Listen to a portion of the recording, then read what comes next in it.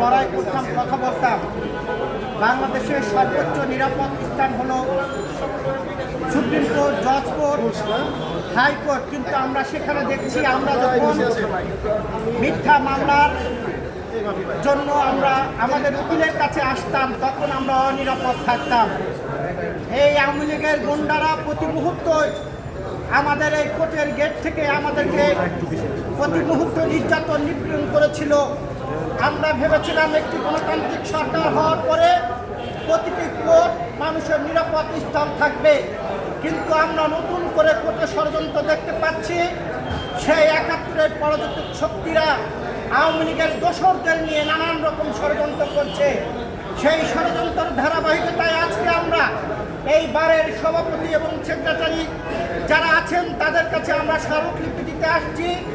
যেই সংগঠনটি নিষিদ্ধ হয়েছে সেই সংগঠনের কোনো লোক অন্য নামে তারা নির্বাচন করতে পারবে না।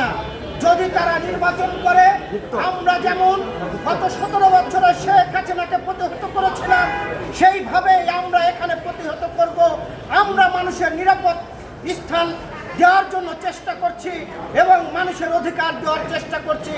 আজকে যারা পরাজিত শক্তি এবং গুপ্ত সংগঠন তারা নতুন করে পরকীয়ায় লিপ্ত হয়েছে, এই পরকীয়া ঘর সংসার আমরা করতে দেব না। এই পরকীয়া ঘর সংসার আমরা ভেঙে চুরমার করে দেব, যেমনটি আমরা দিয়েছিলাম আওয়ামী লীগের পরকীয়ার ঘর সংসার ভেঙে চুরমার করেছি।